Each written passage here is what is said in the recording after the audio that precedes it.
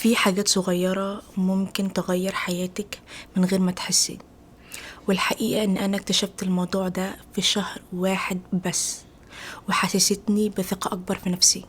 في ايام بصحى من النوم مش عايزة اعمل اي حاجة، ولا حتى الحاجات اللي بحب اعملها، وكنت مستنية اليوم اللي احس فيه ان انا جاهزة، او مزاجي يبقى عالي واطلع بقى الكرياتيفيتي اللي عندي بقى للناس. بس الحقيقة ان اليوم ده كان بيبقى دايما نادر، وكنت دايما بأجل الحاجات اللي المفروض ان انا اعملها النهاردة مثلا لليوم اللي بعديه، وكنت ببقى دايما كسولة. بس من شهر واحد انا قررت ان السنة دي هتبقى سنة مختلفة، وان انا لازم ابدأ ان انا يعني اتحرك، واني فعلا اعمل فعل بدل الكلام والتفكير الزائد. فجبت اللابتوب بتاعي وكتبت فيه سطرين 3 كده، يعني سكريبت للفيديو اللي انا عايزة اعمله، والمواضيع اللي انا عايزة اتكلم فيها. بس السطرين اللي انا كتبتهم حسسوني ان انا مش واقفة في مكاني، واني انا بعمل حاجة لنفسي. فالاحساس ده بيديك احساس كده انك انتي بتتحركي حتى وانتي حاسة انك تعبانة، وده بيغير نظرتك لنفسك. المزاج والانرجي بقى الموتيفيشن بيجي بعد ما نبدأ، مش قبل. حاجة تانية غيرتني كليا اني بطلت اعيد المواقف اللي بتحصل لي في دماغي 1000 مرة. في مواقف بتخلص في 5 دقايق، بس بتعيش في دماغنا 5 6 7 أيام. وانا شخص بصراحة يعني بقعد اعيد الحاجات في دماغي. طب انا ليه ما عملتش كده؟ طب انا ليه ما قلتش كده؟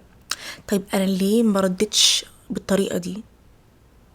او sometimes ممكن يعني I overthink حتى النظرة او كلام قلته او احساس كده حسيته. فاهمين قصدي ايه؟ فكنت دايما ارجع البيت واعيد المشاهد في دماغي قبل ما انام، واحلل المواقف دي. طب بعدين انا سألت نفسي ليه انا بعيش الوجع او المواقف دي مرتين؟ ليه مفكرش فيها مرة او ما اكتبهاش في حتة، يعني اكتبها في ورقة واستوعب اللي حصل واكمل عادي. مش كل حاجة حصلت تستاهل انها تعيش جوانا تاني. حاجة تانية بدأت اني اعملها، اني اكمل الحاجة بنسبة 60 70%، مش 100%. كنت دايما بخاف اني ابدأ علشان ما اطلعش مثالية، وانا الشخص يعني دايما كنت بحط لنفسي سقف عالي، يا اما اعمل حاجة 100% يا اما ما اعملهاش. وكنت دايما اجي على نفسي يعني واضغط على نفسي قوي. في دراستي لازم ان انا اكون مثالية في كل حاجة بعملها، لازم اعملها 100%، لدرجة ان انا كنت باجي على صحتي اكتر. وده خلاني ان انا اقف في مكاني، وببقى خايفة ان انا ابدأ في حاجة علشان مش متأكدة لو انا هكملها او لو انا هعملها بطريقة صحيحة، وخايفة انك حتى تاخد الخطوة علشان تبدأي بالحاجة. حاجة تانية بدأت اني اعملها، اني بقيت اعرف افرق ما بين الاحساس والحقيقة. في ايام كده كنت بحس ان جسمي كان بيبقى تقيل ومش عايزة اقوم من السرير. ما كانش بيبقى وجع واضح او مرض، بس كان بيبقى كده احساس تقيل كده كنت بحسه، يعني كأن في حاجة كده قاعدة على صدري كده. فانا فسرت الاحساس ده ان انا تعبانة، وكنت بقعد في البيت وما اعملش اي حاجة. مش كل تعب بنحسه في جسمنا بيبقى تعب جسدي. sometimes التعب اللي بتحسيه ممكن يكون تعب ذهني من كتر التفكير، او ممكن انتي حاسة انك انتي مش في المكانة المناسبة اللي انتي مفروض تكوني فيها، او حاسة انك انتي كنت عايزة تحققي حاجات كتيرة جدا في حياتك ومعرفتيش تحققيها. الحل مش انك تقعدي وتنامي ومتعمليش اي حاجة، علشان ده ممكن يخلي حالتك اسوأ، وممكن يجيلك اكتئاب، علشان انت حاسة بتعذيب ضمير او تأنيب الضمير ومش عارفة تعملي اي حاجة. بدأت اتحرك شوية، بدأت اتمشى، اخد شاور كده، اشرب مية علشان جسمي بيبقى كده يعني hydrated. فالحاجات الصغيرة دي كانت بترفع كده من الانرجي بتاعي، وكانت بتخليني كده يعني احس كده بالتفاؤل. حاجة تانية بدأت اني اعملها، اني بطلت استنى اعتذار من حد علشان نرتاح. انا شخص بطبيعتي شخص حساس، ولما بمر بمواقف مش كويسة مع الناس اللي بحبهم ده كان بيأثر عليا.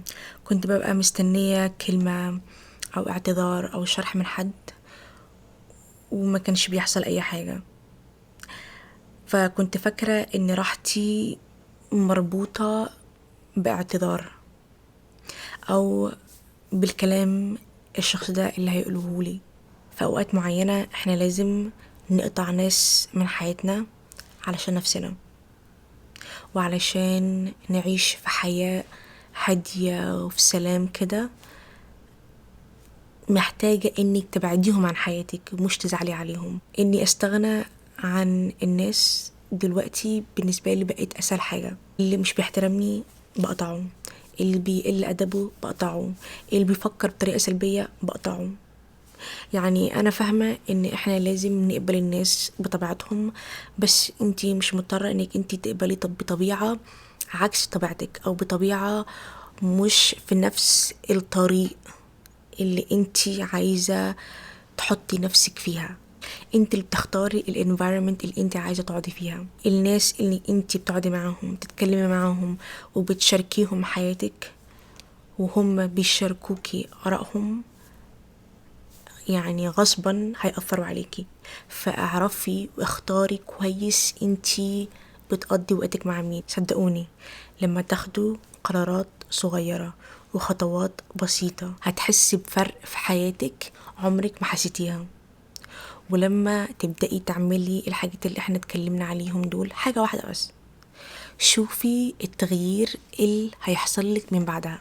انا عملت الكلام ده مش بقالي كتير، واوريدي حسيت ان انا في حتة تانية غير الناس.